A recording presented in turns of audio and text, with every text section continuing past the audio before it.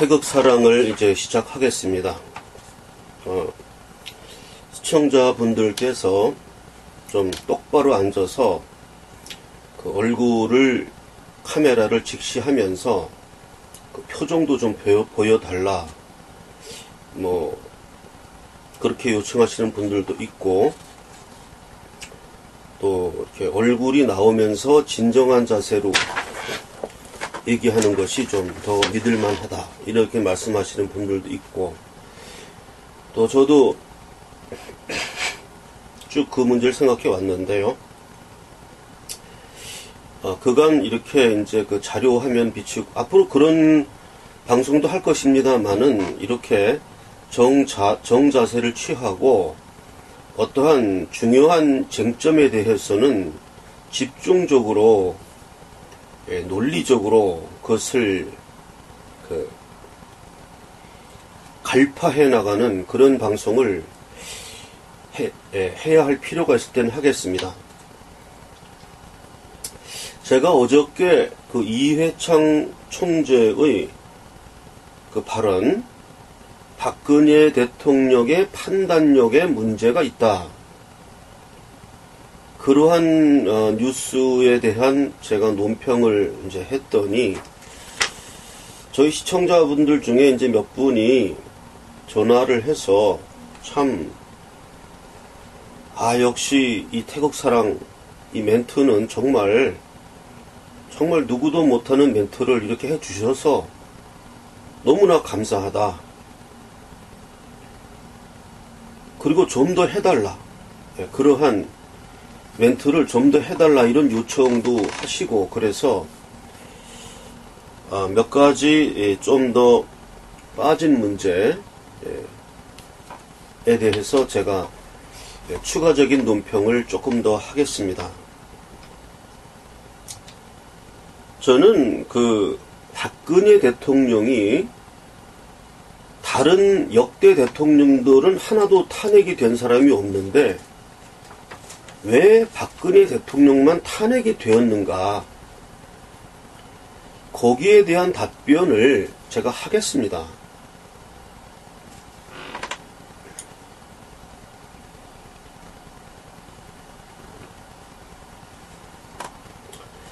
박근혜 대통령이 지금 뇌물죄를 지었다고 지금 재판받고 있죠.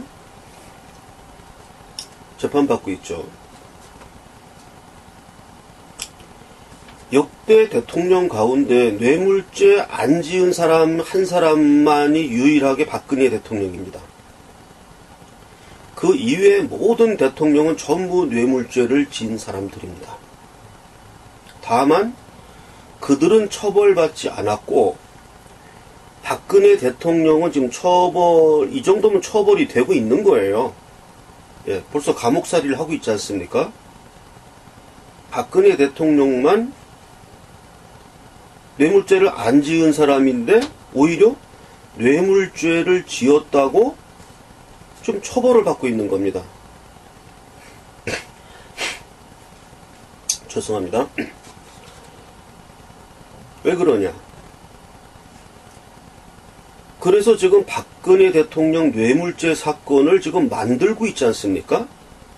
제3자 뇌물죄라는 정말 뇌물죄 중에 정말 기상천외한 사고방식을 발휘해서, 이거는 죄형 법정주의가 아니에요.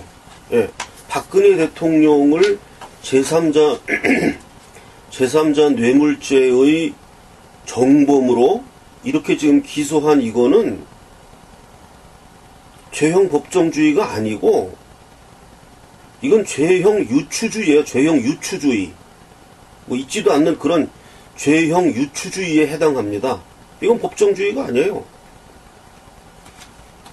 그러면 왜 이렇게 말도 안 되는 박근혜 뇌물죄라는 재판으로 해서, 제가 아까 말씀드린 대로 역대 모든 대통령들은 전부 뇌물죄를 범했는데 처벌받지 않았고, 박근혜 대통령 혼자 뇌물죄를 안 지었는데 뇌물죄를 지었다고 지금 처벌받고 있는가? 이 말이, 이거 왜 그런지 궁금하지 않습니까? 그 답은 우리가 정호성의 증언으로 그 답이 나왔어요. 정호성이 재판받는 와중에 뭐라고 대답을 했냐 하면, 이제 박근혜 대통령이 아주 엄하게 우리들을 다 통솔하니까 우리는 뭐 토요일, 일요일도 일했고 뭐 돈 한 푼 생기는 거 없었고 굉장히 힘들었다. 그래서 우리 그 최서원이라는 사람도 그렇게 힘든 줄 알았다. 우리처럼, 우리가 정호성 같은 우리 비서관들이 뭐 돈 한 푼 생기는 거 없고 그냥 막 박근혜 대통령이 그냥 막 엄중히 이렇게 지시를 하니까 그거 따라가느라고 너무 힘들었다. 그래서 친구들 만날 시간도 없었고, 응? 만나봐야 뭐 그 사람들 나한테 청탁해 봐야 내가 청탁을 들어줄 여건도 못 되고, 무슨 뭐 부정부패하고 무슨 건덕지가 좀 있어야 아 그래 네 청탁 받아주겠다 이렇게 되는 거 아닙니까? 근데 그러한 입장도 못 돼. 그러니까 친구들을 피했다는 겁니다. 정호성 그 사람이 재판 그 동영상에서 나왔어요. 그 정호성이 한 이야기가 다른 사람들도 우리 같은 줄 알았다는 거예요. 정호성 얘기가. 그래서 최서원, 나는 최서원으로 부르겠습니다. 그 사람 본명이 최서원인데 왜 자꾸 최순실로 부르는지 그거 좀 말이 안 된 얘기입니다. 그 최서원이라는 사람도 그런 줄 알았다. 정호성이 그렇게 이야기를 했어요. 최서원이라는 사람도 박근혜 대통령 밑에 엄중하게 거기서 막 통제받고 그냥 막 열심히 일 시켜서 그냥 그렇게 쇠뿔나게 따라다니는 사람인 줄 알았다. 자기도. 그렇게 정호성이 이야기를 했어요. 재판에서. 헌재 재판에 증인으로 나와서 그 얘기 했던가? 그랬던 것 같습니다. 헌법재판소의 증인으로 나와서. 자, 이렇게 박근혜 대통령이 돈 한 푼 먹지 않고 깨끗한 대통령이었다는 것이 정호성의 그 짝거리인 정호성의 증언에 의해서 확실히 되는 겁니다. 그럼 왜 이렇게 깨끗한 사람이 뇌물죄로 기소되고 오히려 역대 모든 대통령들은 다 뇌물죄를 범한 사람들인데 이 처벌되지 않느냐? 이게 적반하장이란 거죠. 적반하장. 그러면서 박근혜 대통령을 무능한 사람이라고 오히려 무능 때문에 탄핵이 일어났다는 이런 또 기상천외한 논리로 또 나가는 거예요. 자, 박근혜 대통령이 뇌물죄를 안 저질렀는데 왜 뇌물죄로 기소되었냐 하면 역대의 대통령들은 뇌물죄를 범했는지 안 범했는지 제가 본 일도 없고 저의 그냥 심증을 얘기하는 겁니다. 그리고 많은 국민들의 심증과 저의 심증과는 비슷할 겁니다. 예를 들어서 나는 전두환 대통령 같은 경우에 뭐 엄청난 돈을 사라졌지 않습니까? 비자금이란 형태로.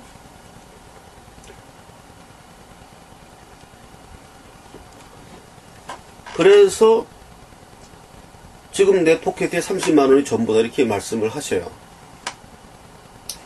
난 그분 참 훌륭한 분이라고 생각합니다. 그 많은 비자금을 받아가지고 자기 신복들한테 나눠준 거예요. 너희들 뇌물 먹지 말고 일 잘해라. 내가 너희들 돈 이렇게 왕창해갖고 와서 주니까 우리 나라를 살려보자. 그래서 그 뇌물을 너는 뭐 얼마 필요하니? 넌 얼마 필요하니? 그래서 쫙 나눠준 겁니다. 측근들에게 해서 일 잘하도록. 그래서 측근들은 일을 열심히 한 겁니다. 그러면 그걸 비난하는 사람들이 있어요. 아, 그 측근들 못된 놈들이다. 돈을 먹어야 일을 잘하냐? 나 대통령은 내가 나라를 위해서 깨끗하게 일할 수 있어요. 그러나 그 밑에 일하는 사람들은 대통령도 아니고 아무것도 아닌 사람들입니다. 뭐 콩고물이 좀 생겨야 이 사람들이 일을 합니다. 솔직해집시다. 솔직해지자고요. 대통령은 역사에 길이 남을 이름이기 때문에 청렴결백하고 돈 한 푼 안 먹고 일할 수 있어요. 그러나 그 밑에 있는 사람들은 그만한 제목도 못 되고 또 역사에 길이 남지도 않습니다. 자기 이름이. 뭐 인마이 포켓 하는 게 좀 있어야 이 사람들이 일을 하는 겁니다. 이런 걸 이해하기 때문에 전두환 대통령 같은 경우에 그렇게 해가지고 너 얼마 이렇게 해서 열심히 일하게 해라. 모든 책임은 내가 지겠다. 내가 이 비자금 마련한 거에 대해 그래서 책임졌지 않습니까? 그 아들이 무슨 뭐 황제 노역인가 이런 거 했지 않습니까? 그 구치소에 가가지고 뭐 일하고 그런 거 했잖아요. 강제 노역. 책임졌잖아요. 대장부다운 겁니다. 전두환 대통령의 경우는 이런 것이 좀 드러났지만 다른 사람들의 경우 꼭 어떻게 뭐 비자금을 만들어서 바로 주는 이런 거가 아니더라도 이권을 챙길 수 있도록 이렇게 만들어 가지고 무슨 뭐 해외에 무슨 사업을 한다 그래서 당신 좀 거기 가서 일 좀 해. 당신 앞에 뭐 돈 좀 떨어져. 이렇게 자기 측근들을 먹고 살만하게 해 주니까 또 노무현 같은 경우에는 또 뭐 김현차 게이트도 있지 않습니까? 김현차 같은 사람 뒤 돌봐줘서 이렇게 좀 키워주고 그러니까 측근의 사람들을 먹고 살 수 있도록 어느 정도 해줬어요. 역대 대통령들은 다. 그렇기 때문에 그 측근들이 그 대통령의 비호 세력이 된 겁니다. 비호해주는 세력. 그 층이 두꺼운 거예요. 그런데 박근혜 대통령은 그렇게 안 한 겁니다. 정호성 비서관 증언대로 정호성이 그렇게 얘기했잖아요. 나는 남들도 다 우리 같은 줄 알았다. 우리같이 토요일 일요일도 와서 일하고 꼼짝 못하고 돈 한 푼 안 생기고 힘들고 그런 줄 알았다. 이렇게 증언하잖아요. 박근혜 대통령은 그렇게 다스린 겁니다.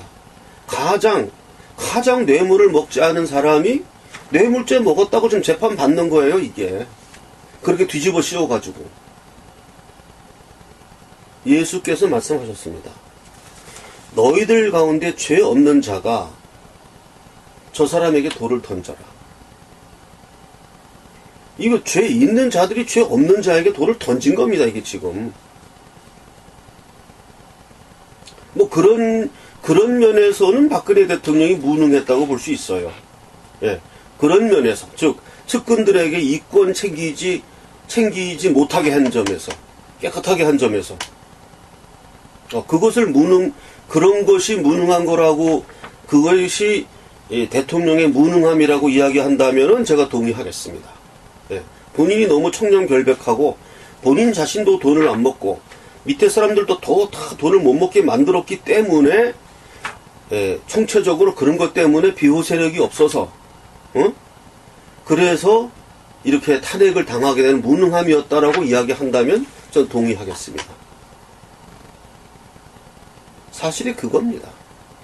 대통령 밑에 있는 사람들은요, 대통령이 아닙니다. 이 사람들은 뭐 대통령 됐다 그러면 뭐 좀 먹고, 내 이속이 좀 챙겨지고, 뭐 없던 아파트 좀 생기고, 이래야 일하는 사람들입니다. 우리 거짓말 하지 맙시다. 솔직히 얘기합시다. 과거 역대 정권들은 다 그렇게 해줬어요. 그렇기 때문에 그 사람들은 굉장한 층을 이루고 그 대통령 중심으로 태풍의 눈처럼 돌면서 대통령을 비호했던 겁니다.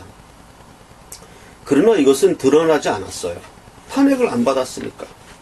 그냥 역사 속으로 묻혀갔고 박근혜 대통령이 그러한 방법을 하지 않았다면 그게 무능한 것입니다. 그런 면에서 제가 아까도 말씀드렸지만 그것이 박근혜 대통령의 무능함이라고 이야기한다면은 그것은 무능함이라고 할 수 있겠다. 그래서 제가 어제 그 방송에서 나는 박근혜 대통령이 무능하다거나 판단력이 없는 사람이라고 생각하지 않는다. 제가 어저께 그렇게 논평했어요.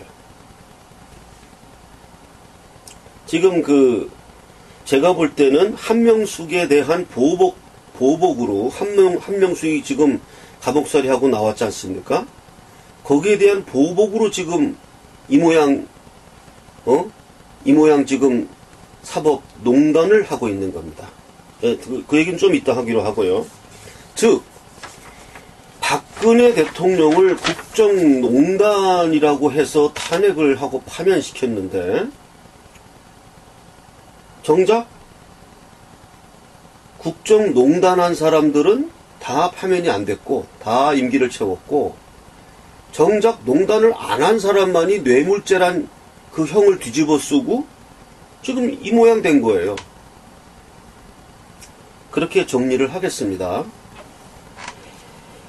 두 번째로 이회창 씨가 저는 사실 이회창 씨가 대통령이 되기를 참 간절히 그 당시에 간절히 바랬던 창사모의 일원이기 때문에 뭐 일원을 가입한 적은 없지만 내 심정적으로 나는 창사모다.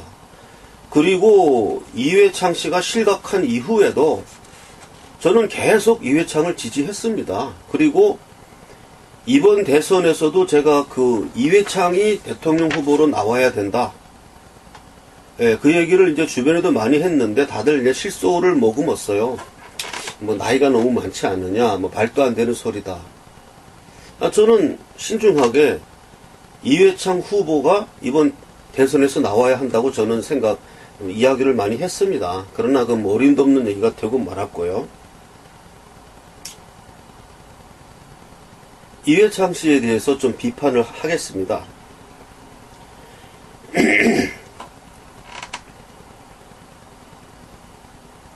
박근혜 대통령이 판단력이 부족한 사람이다.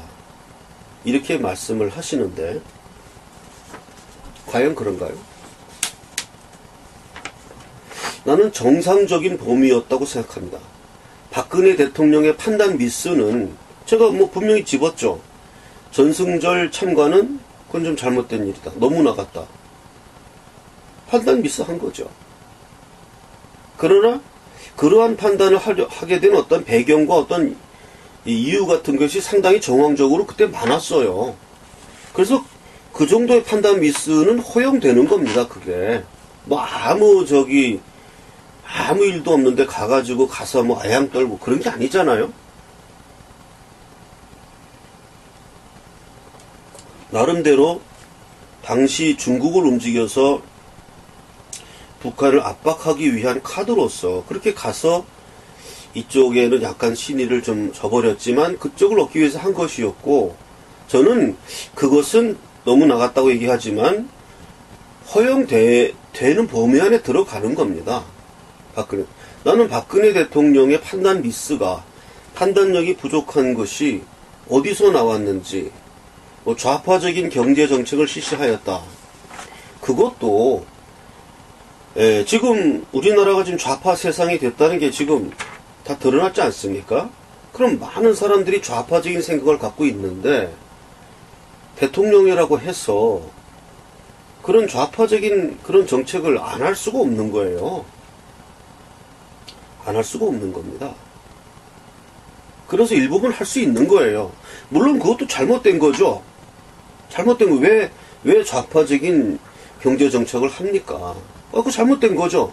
그냥 그것도 어떠한 판단력의 어떤 범위 내에 들어가는 그런 겁니다. 그렇게 했다고 해서 그 사람이 판단력이 부족한 사람이다 이렇게 말할 수 없고 저는 박근혜 대통령이 어디가 판단력이 부족했는지 나는 모르겠습니다. 많은 사람들이 지금 뭐 박근혜 대통령이 뭐 박정희의 후광을 입은 판단력이 약간 좀 떨어지는 그러나 탄핵될 만한 사람은 아니었는데 왜 탄핵했냐 이렇게 지금 말하는데 저는 그런 입장이 아니고요. 박근혜 대통령은 탄핵될 만한 뭐 요인도 없었을 뿐만 아니라 그 다음에 판단력이 부족했다거나 뭐가 부족한 사람이 아니었습니다. 제가 어저께 방송에서 제가 말씀드린 바 다만 최서원이라는 자의 존재를 너무 경시하고 거기에 대한 감찰의 눈을 번뜩이지 않았다. 근데 사람이 그렇게 될 수가 있어요. 저 같아도 내가 가장 가까운 사람은 믿고 이러기 때문에 그거를 조금 이렇게 못 볼 수가 있는 겁니다. 그게 이번에 이런 식으로 준비된 탄핵으로 이런 식으로 말려들어서 결국 여기까지 오게 된 겁니다. 자, 앞으로 돌아가서 이회창 씨가 제가 어저께 방송에서 말씀드렸습니다. 유승민을 지지한 그 발언은 제가 어저께 말씀드렸습니다. 이회창 씨 본인에게 가장 최대의 그 오점이다. 가장 최대의 오점이라고 제가 어저께 방송에서 말씀을 드렸습니다. 그럼 가장 최대의 오점이라는 얘기는 그보다 다른 오점도 몇 개가 있다는 뜻이죠. 짚어보겠습니다. 첫 번째 대선에서 김대중에게 패할 때, 그때 김대중이 누구랑 연합했습니까? DJP 연합했잖아요. DJP. 김종필 씨가 당시 이회창에게 얼마나 매달렸습니까? 얼마나 매달렸습니까? 그리고 두 사람은 우파의 이념이 확고한 사람이기 때문에 연합이 되는 거예요. 이회창 씨하고 김종필 씨하고는 충분히 연합이 되는 겁니다.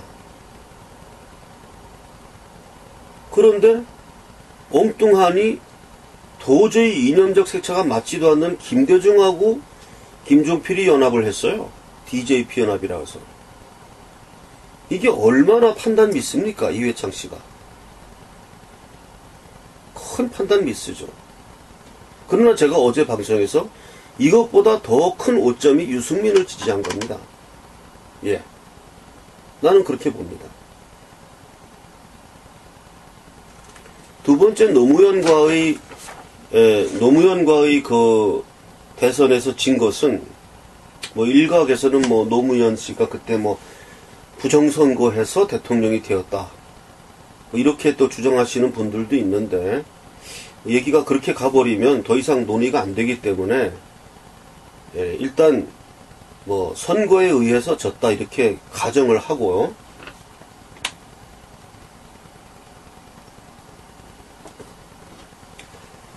이회창 씨가 두 번째 대선에서 노무현에게 패배한 것은 그 노무현 정몽준의 그 단일화, 그건 뭐 이회창 씨의 판단 미스라기보다는 정몽준 씨의 판단 미스죠. 정몽준 씨가 그때 다시는 올 수 없는 그 기회를 그냥 헌납한 사람이 된 거죠. 그것 때문에 정몽준 씨는 거기서 완전히 이 스포트라이트를 받는 입장에서는 멀어져 갔어요. 그리고 그 시너지 효과로서 정몽준 씨가 노무현 씨가 이제 대통령이 되었고, 그 대목에서는 뭐 이회창 씨가 무슨 특별히 어떠한 판단 미스를 했다고는 거는 할 수가 없습니다. 그렇게 보면 이회창 씨가 김종필 씨를 그 당시 포용하지 못해서 김대중에게 대선에서 패배했던 그 사건보다도 더 오점인 것이 유승민을 지지한 것이라고 제가 어제 방송에서 말씀을 드렸습니다. 왜 그러냐?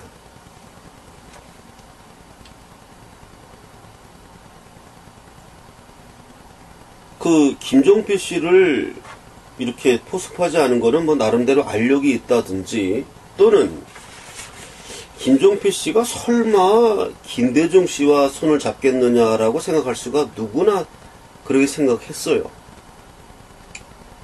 그런 면에서 판단 미스가 있을 수 있었겠죠. 또 그 당시에 또 이인재 파동이 있지 않았습니까? 예. 이인재만 또 잘 이렇게 포섭을 했어도 또 문제는 달라질 수 있었어요.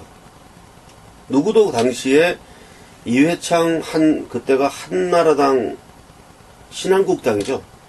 신한국당 총재가 차기 대통령이 된다고 누구나 생각했습니다. 그리고 신한국당 그 경선에서 이회창 총재가 신한국당의 후보로서 이렇게 수락연설을 할 때 우리 모두가 차기 대통령은 이회창이라고 생각했습니다. 그때 김종필 씨를 포용하지 않았던 것보다도 더 큰 오점이 유승민을 지지한 그 발언입니다. 왜냐하면 제가 유승민에게서는 도대체 왜 이 사람이 스포트라이트를 받아야 되는지를 모르겠다. 어저께 방송에서 말씀드렸듯이 나는 그 이회창 씨가 유승민 씨를 지지하는 그걸 보면서 상당히 제가 경악을 했습니다. 아니 이럴 수가 있느냐. 그럼 여태까지 그 이회창 씨에 대한 어떤 그 지지 의사를 품어왔던, 나는 이회창 씨가 그 노무현에게 패배한 이후로도 계속 그 지지 의사를 표명했고, 또 박근혜 그때 이명박 정권이 들어설 때 그때 이제 이회창 씨가 출마했지 않습니까? 그때도 상당한 기대를 가졌었어요. 보수층이 단결해서 이회창 후보를 지지하기를, 박근혜 후보가 이회창 후보에게 지지 의사를 던져서 이회창이 되기를, 그렇게 저는 바랬었는데, 그런 것보다도 그 당시에 이회창의 모습보다도 지금 유승민 지지가 가장 큰 오점이라고 말씀드린 이유는, 첫째, 유승민은 박 대통령 탄핵에 앞장선 사람입니다. 예. 그 사람을 지지하는 것은 박근혜 대통령 탄핵이 정당하다고 말하는 것과 같은 겁니다. 제가 어저께 방송에서 도대체 우리나라의 원로 중에 의인이 한 명도 없느냐.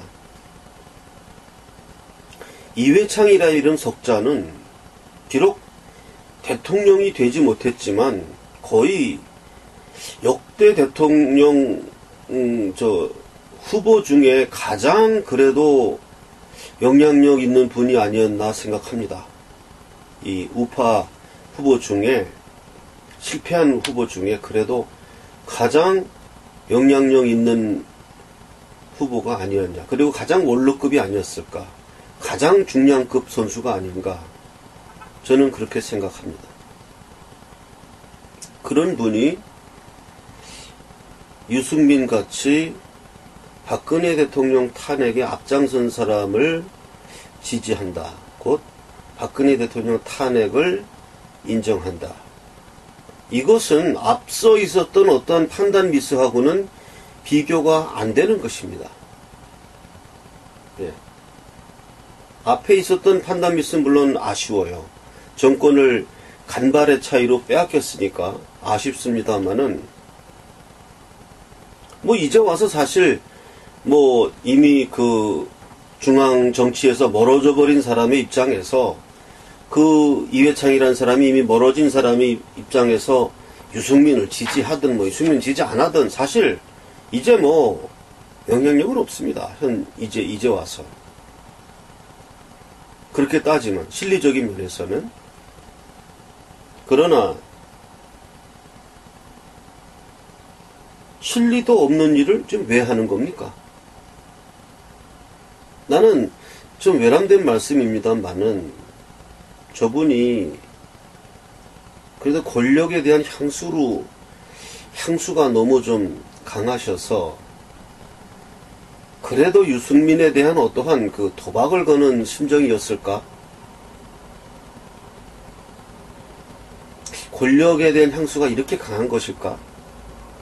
너무 외람된 말씀입니다만 그런 생각을 했습니다. 제가 저한테 전화를 걸어서 이회창에 대한 이야기를 한 번 더가 아니라 몇 번이고 더 해달라. 이렇게 말씀하시는 분들이 좀 있어서 제가 또 할 얘기가 몇 가지가 더 있고요. 그래서 오늘 이렇게 방송을 했습니다. 오늘 쭉 방송을 쭉 내용들을 정리하면, 첫째, 박근혜 대통령이 무능하였다면 본인이 청렴결백하고 부하들을 다 청렴결백하게 다스려서, 본인은 나라를 위해 죽을 수 있는 사람이지만 부하들은 그런 사람이 못 된다는 것을 못 깨닫고 청렴결백을 강요하고, 그렇게 해서 결국은 역대 대통령들은 전부 어디서 돈을 끌어다가 주든지 아니면 이권을 가져다가 이권 먹게 해주든지, 그렇게 해서 그 측근들을 이렇게 배불리하게 해가지고 자기를 애워싼 자기의 그 호위병으로 만들므로써 어떤 아성을 구축하고 이런 탄핵이라든가 이러한 어떤 공격을 막을 수 있는 성을 구축했는데, 박근혜 대통령은 그렇게 하지 않았다는 면에서 무능하다고 이야기한다면 나는 그 말에 동의하겠노라. 이렇게 뇌물죄를 범하지 않은 사람을 뇌물죄를 범하였다고 하는 이런 적반하장의 지금 재판을 하는 이 나라에서, 게다가 그러한 사법 작용 자체가 이미 오늘 그 한명숙 씨가 이제 만기 출소했죠. 나는 이 좌파인 사람들이 소인배들이기 때문에 뭐 이렇게 박근혜 대통령을 풀어주고 이렇게 뭐 좀 대인의 이런 풍모를 가지면서 이렇게 좀 스케일 크게 하는 이런 사람들이 못 돼요. 이 좌파 사람들은 소인배입니다. 소인배. 그래서 그냥 마음속에 그 앙심만 가득 차고, 한명숙에 대한 보면 기소도 잘못되었고 재판도 잘못되었다. 적어도 한명숙이 어떤 뇌물을 받았다는 어떤 그 증거가 다 나왔어요. 예. 그래서 재판했는데 그게 왜 잘못인지 거기에 대한 억울함을 갖고 있는 겁니다. 그러니까 이 사람들은요, 이 좌파란 사람들은 그냥 자기가 억울한 거예요. 자기가 억울한 거예요. 억울하니까 원한을 갖고 너도 똑같이 당해봐. 박근혜 너 그렇게 똑같이 당해봐. 뒤집어 씌우는 거야 그냥.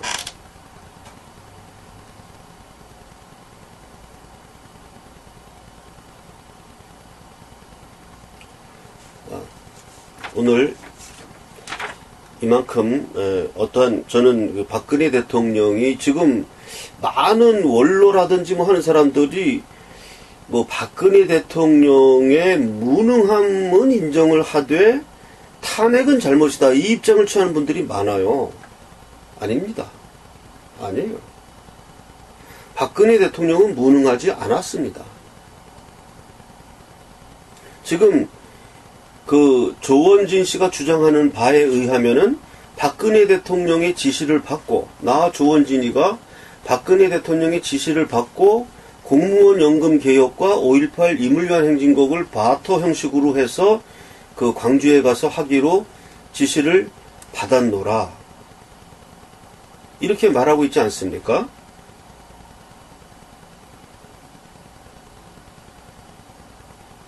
그러한 상황까지 벌어졌었어요. 네.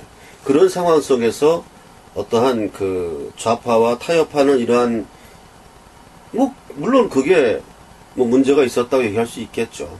네. 그렇게 얘기할 수 있겠죠.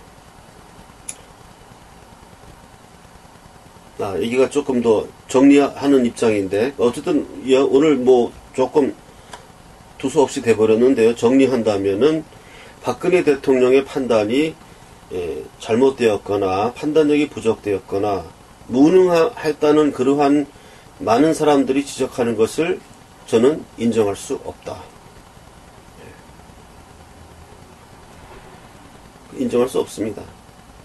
그거는 어느 정도 범위 내에 정당한 행위로서 이루어진 일이었다고 보아야 한다.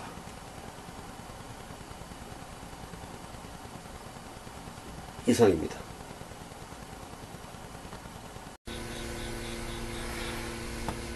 태극사랑신문이 지금 발간이 좀 늦춰지고 있는데요. 지금 구독자 수가 부족해서 지금 구독자 확충을 위해서 홍보하고 있고, 또 여러분들이 또 협조해 주셔서 지금 또 새로운 구독자가 좀 늘고 있습니다. 그래서 약간 늦어지더라도 구독자들을 모아서 그 돈을 가지고 태극사랑신문 4호를 발간하려고 합니다. 약속을 잘 못 지켜드려서 죄송하고요. 지금 또 이제 그 원고료나 이런 걸 제대로 잘 못 주고, 이렇게 많이 못 주고 하니까 편집하는 사람이라든지 또 원고 채집하는 사람, 뭐 이런 사람들이 기자 역할을 뭐 그만두고 이렇게 해가지고 그 지금 여러 가지로 안팎으로 지금 문제가 많아서 신문이 좀 늦어지고 있습니다. 그래서 지금 꾸준히 또 여러분들이 또 협조해 주셔서 지금 새로운 구독자들이 또 늘고 있어서 이런 문제를 해결해 가면서 저는 이 태극사랑신문이 다소 늦어지는 한이 있더라도 이것을 뭐 다른 신문처럼 뭐 몇 개월간 뭐 중단한다 이런 발표는 하지 않고요. 어쨌든 적더라도 모아지는 대로 돈을 또 모아서 발간하고 꾸준히 어쨌든 구독자만 계속 늘어나면, 지금도 늘어나고는 있습니다. 늘어나고는 있는데 그 속도가 그렇게 빠르지 않아서 좀 예상대로 못 나갈 뿐이지 어쨌든 늘어나고 있는 건 사실입니다. 그래서 이런 식으로 늘려나간다면 어느 정도의 구독자만 돌파하면 그 다음에는 정상 궤도에 올라가니까 조금 이해해 주시고, 신문이 좀 늦게 나오더라도 좀 이해해 주시기 바라고, 또 이 방송을 보시면서 또 주위 분들에게 이걸 알아보면 몰라서 이걸 구독 못하는 분도 많더라고요. 이런 신문이 있는지 몰라가지고 구독 못하는 분들도 많으니까 주변에 많은 홍보를 해주시기 바랍니다. 그리고 우리 태극사랑 합창단 창단 공연을 10월 13일에 합니다. 10월 13일 금요일 7시에 산림문학관이라고 있습니다. 인터넷에 검색하시면 산림문학관 이렇게 검색하시면 그 검색이 나옵니다. 그 명동역 1번 출구입니다. 명동역 1번 출구에서 나오셔가지고 남산 쪽으로 이렇게 올라가시면은 산기슭을 쭉 올라가는 거예요. 남산 쪽으로. 그렇게 남산 쪽으로 많이 안 올라가요. 한 1번 출구에 나와서 이렇게 쭉 올라가면은 거의 뭐 한 200m? 그 정도 올라가면은 산림문학관이라고 있어서 카페도 있고 연주홀도 있습니다. 거기서 4월 13일 금요일 7시에 태극사랑 합창단 창단 공연을 하고, 공연은 일부 순서는 제가 제가 독창을 좀 많이 할 겁니다. 제가 거의 한 8곡에서 한 10곡 정도 독창의 수준으로 해서 맨 끝에 아리아도 부르고, 그래서 제가 꾸미는 무대를 일부를 하고요. 그 다음에 2부에서는 이제 그 합창, 소프라노, 바리톤, 독창 이렇게 해서 2부를 할 겁니다. 그러니까 2부가 좀 더 깁니다. 길고 합창 공연도 있고, 그렇게 해서 1, 2부 7시부터 해서 한 9시까지 한 2시간 정도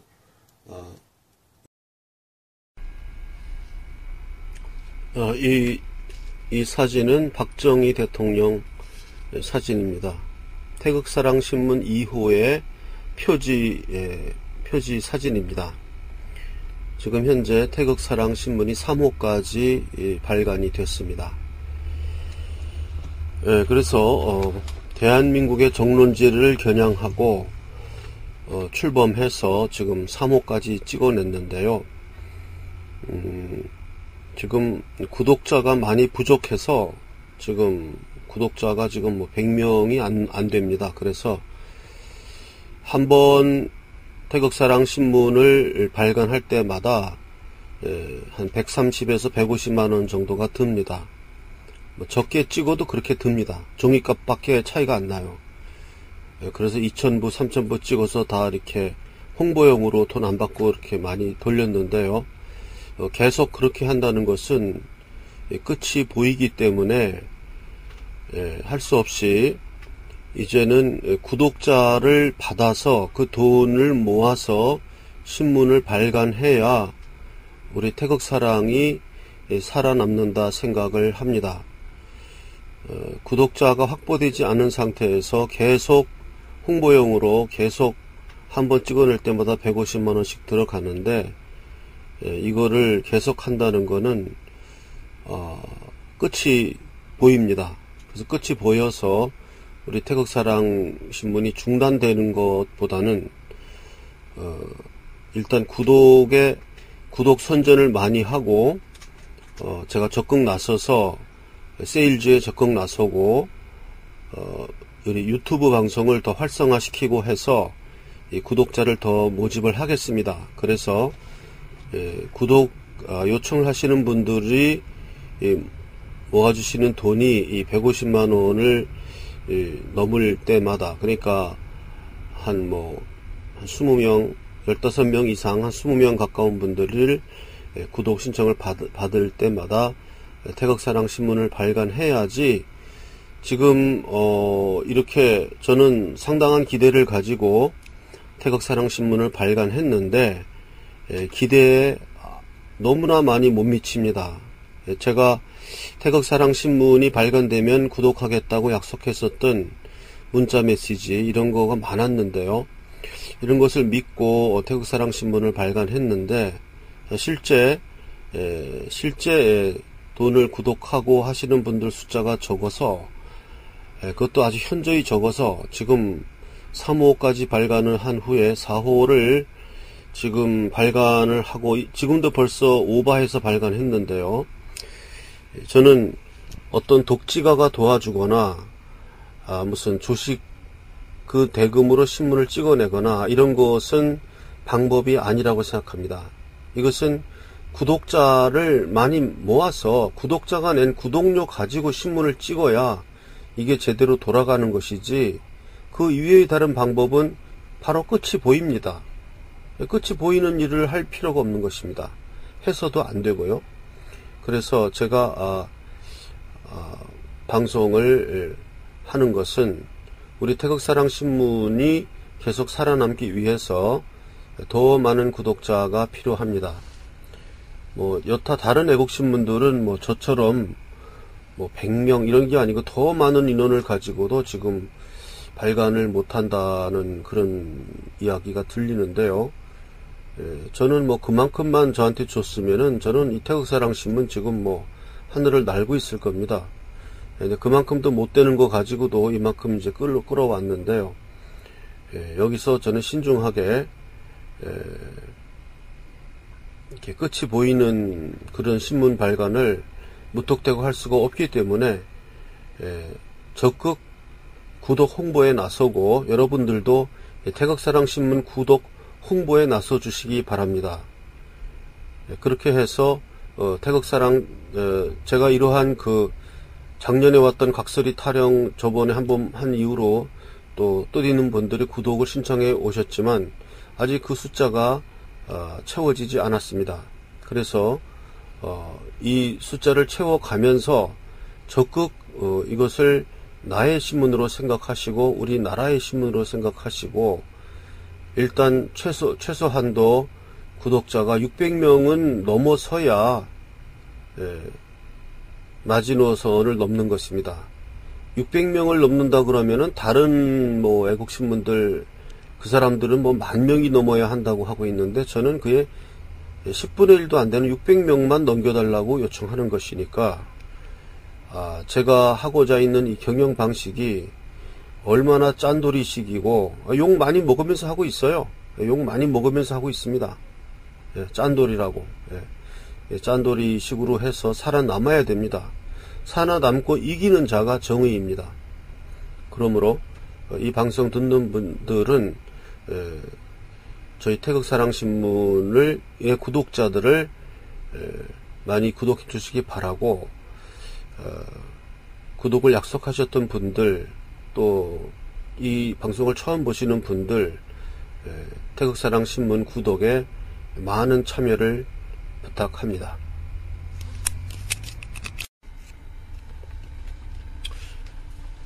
주식 대금을 송금하는 계좌는 국민은행 595137-01-001768 태극사랑 주식회사입니다.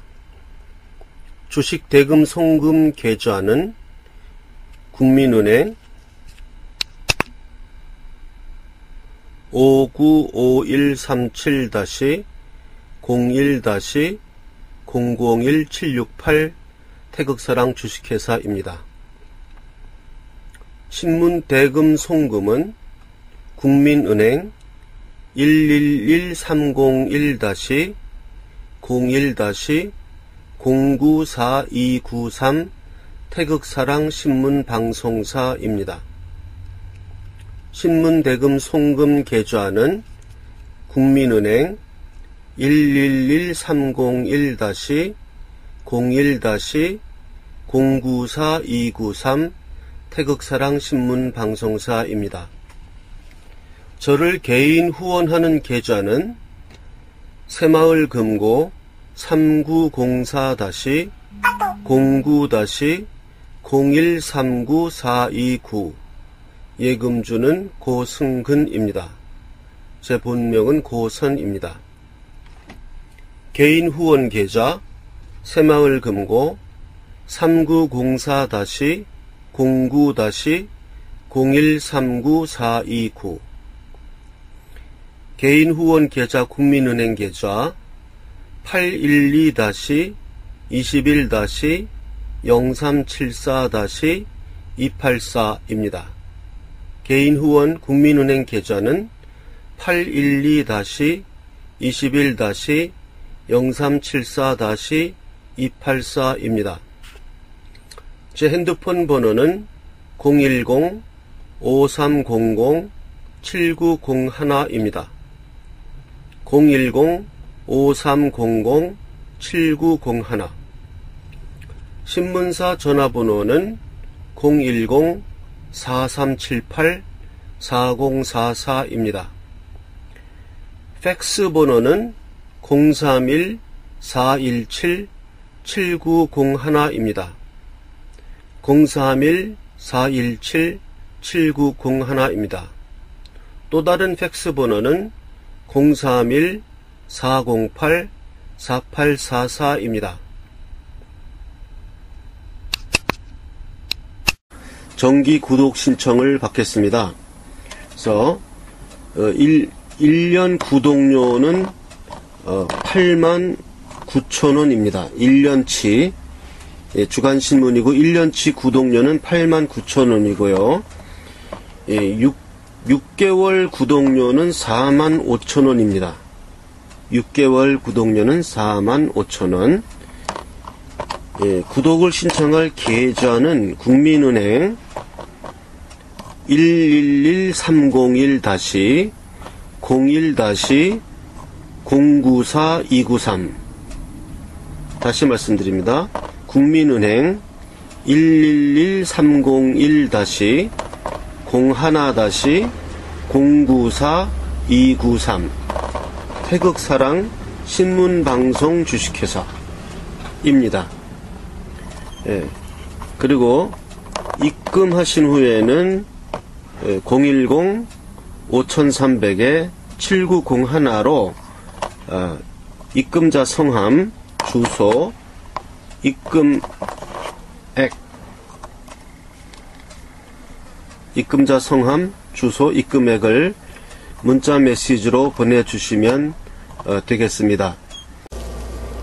광고를 하나 하겠습니다. 어저께 말씀드린 대로 제가 이화영 목사님과 더불어 우리가 목회를 하면서 우리 지금 이 좌파 교회를 떠나서 유리하고 있는 신앙적으로 지금 미화가 된 사람들, 다니던 교회를 떠나서 이 우파 진실한 교회를 찾지 못해서 유리하고 있는 분들을 위해서 제가 그러한 딱한 사정을 이화영 목사님하고도 협의를 해서 이화영 목사님도 흔쾌히 그런 일은 해야 된다고 생각하셨고 해서 일단은 1차적으로 인터넷 그 설교를 인터넷에다 올려달라 해서 지금 이화영 목사님이 저번 주부터 올리기 시작하셨고, 그래서 일단 적은 인원이라도 우리가 그 목회를 시작하고자 합니다. 그래서 이화영 목사님의 설교를 듣는 걸로 해서 시간이 안 될 때는 인터넷으로 듣지만, 이화영 목사님도 이제 상당히 적극적으로 그러면 서울에 올라와서 그 목회를 할 생각을 갖고 계십니다. 그래서 그런 데 대해서 동참하실 분들은 뭐 저한테 연락을 해 주셔도 가능하고요. 010-5300-7901 그렇게 연락을 해 주셔도 되고, 또 이화영 목사님한테 직접 연락을 하셔서 그 교회에 가고 싶습니다 하고 또 신청을 하셔도 되고요. 해서 저는 우리 이번 기회에 우리 진실한 교회, 진실한 우파 태극기 시민이 모여서 집회하는 이 교회를 목회를 하고자 합니다. 그래서 이제 이화영 목사님이 목사님을 하시고 제가 이제 전도사 생활을 하는 거죠. 그러한 인터넷을 매개로 해서 시작되어서 실제로는 오프라인으로 되는 이러한 교회를 세우고자 하니까 관심 있는 분들은 연락 주시기 바랍니다.